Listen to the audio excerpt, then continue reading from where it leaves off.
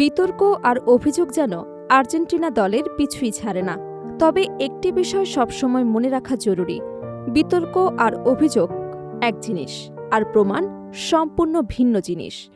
১৯৭৮, ১৯৮৬ ও ২০২২ আর্জেন্টিনার ৩টি বিশ্বকাপ জয় ঘিরেই নানা প্রশ্ন, বিতর্ক এবং আলোচনা হয়েছে।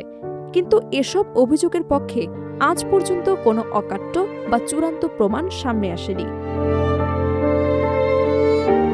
তবু ফুটবলের সৌন্দর্য হয়তো এখানেই। কেউ ইতিহাসে চোখ রাখে ট্রফির দিকে, কেউ মুগ্ধ হয় মাঠের অসাধারণ নৈপুণ্যে, আবার কেউ পুরো ৯০ মিনিট বিশ্লেষণ করে রেফারির প্রতিটি সিদ্ধান্ত দেখে।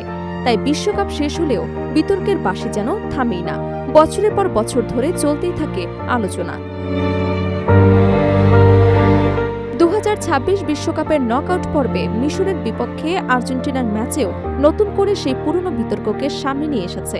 ম্যাচে মিশরের একটি গোল বাতিল হয়, মোহাম্মদ সালাহকে ঘিরে সম্ভাব্য পেনাল্টির দাবি ওঠে এবং রেফারির একাধিক সিদ্ধান্ত নিয়ে সামাজিক যোগাযোগ মাধ্যম থেকে শুরু করে ফুটবল বিশ্লেষকদের মধ্যে তুমুল আলোচনা শুরু হয়। ম্যাচ শেষ হলেও বিতর্কের রেশ কাটেনি। তবে এটি আর্জেন্টিনার জন্য নতুন কোনো অভিজ্ঞতা নয়, বরং ইতিহাস বলছে দেশটির বিশ্বকাপ সাফল্যের সঙ্গে বহুবারই বিতর্কের প্রসঙ্গ উঠে এসেছে। প্রথমবার ১৯৭৮ সালে নিজেদের মাটিতে বিশ্বকাপ জেতে আর্জেন্টিনা, কিন্তু সেই শিরোপা জয়ের পথও ছিল বিতর্কে ঘেরা। দ্বিতীয় রাউন্ডে পেরুর বিপক্ষে অন্তত ৪ গোলের ব্যবধানে জিততে হতো আর্জেন্টিনাকে, যাতে তারা ফাইনালে উঠতে পারে। শেষ পর্যন্ত ম্যাচটি তারা জেতে ৬-০ ব্যবধানে। এরপর থেকে প্রশ্ন ওঠে, সে সময় আর্জেন্টিনার সামরিক সরকারের কোনো রাজনৈতিক প্রভাব ছিল কিনা, কিংবা ম্যাচের ফল নিয়ে কোনো গোপন সমঝোতা হয়েছিল কিনা। বহু বছর ধরে এসব অভিযোগ নিয়ে আলোচনা হলেও আজ পর্যন্ত সেগুলোর পক্ষে কোনো চূড়ান্ত প্রমাণ উপস্থাপিত হয়নি। এরপর আসে ১৯৮৬ বিশ্বকাপ, যে আসর মানে ডিয়েগো ম্যারাডোনা, আর ম্যারাডোনা মানে হ্যান্ড অফ গড। ইংল্যান্ডের বিপক্ষে কোয়ার্টার ফাইনালে তিনি হাত দিয়ে বল জালে পাঠান, কিন্তু রেফারি সেটিকে গোল হিসেবে স্বীকৃতি দেন। সেই সিদ্ধান্ত আজও বিশ্বকাপ ইতিহাসের অন্যতম বিতর্কিত মুহূর্ত হিসেবে বিবেচিত হয়। তবে একই ম্যাচে কয়েকটি মিনিট পর ম্যারাডোনা মাঝমাঠ থেকে একক প্রচেষ্টায় যে গোলটি করেন, সেটিকে অনেকেই ফুটবল ইতিহাসের সর্বকালের সেরা গোল হিসেবে স্বীকৃতি দেন।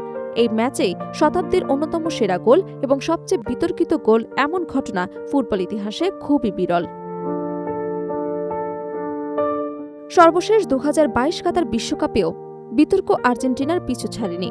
লিওনেল মেসির নেতৃত্বে দীর্ঘ ৩৬ বছরের অপেক্ষার অবসান ঘটিয়ে বিশ্বকাপ জেতে আলবিসেলেস্তেরা।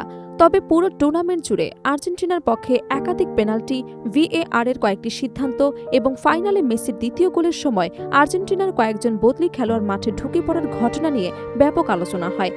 যদিও ম্যাচ পরিচালনাকারী কর্মকর্তারা গোলটি বৈধ ঘোষণা করেন, ফলে ফলাফলে কোনো পরিবর্তন আসেনি, তবু সামাজিক যোগাযোগ মাধ্যমে সেই বিতর্ক এখনও আলোচনার বিষয়। এবার ২০২৬ বিশ্বকাপেও মিশরের বিপক্ষে নাটকীয় ম্যাচের পর আবারও সেই পুরনো প্রশ্ন সামনে এসেছে। বাতিল হওয়া গোল, মোহাম্মদ সালাহকে ঘিরে পেনাল্টির দাবি এবং রেফারি নিয়ে ক্ষোভ নতুন করে বিতর্কের জন্ম দিয়েছে। তবে এসব আলোচনার মাঝেও একটি বিষয় পরিষ্কার, বিতর্ক থাকা আর অভিযোগ প্রমাণিত হওয়া এক বিষয় নয়। ফুটবল ইতিহাসে আর্জেন্টিনার ৩টি বিশ্বকাপ জয়কে ঘিরে নানা প্রশ্ন উঠেছে, কিন্তু সেসব অভিযোগের সবকটির পক্ষে নির্ভরযোগ্য এবং অকাট্য প্রমাণ পাওয়া যায়নি। তাই ইতিহাসের বিচার একদিকে আর দর্শকদের অনুভূতি অন্যদিকে। এখন প্রশ্ন একটাই, যদি ২০২৬ বিশ্বকাপেও শেষ পর্যন্ত ট্রফি ওঠে আর্জেন্টিনার হাতে, তাহলে কি আবার শুরু হবে নতুন বিতর্ক, নাকি মাঠের পারফরমেন্সই সব প্রশ্নের জবাব দিয়ে দেবে? উত্তর হয়তো সময় দেবে।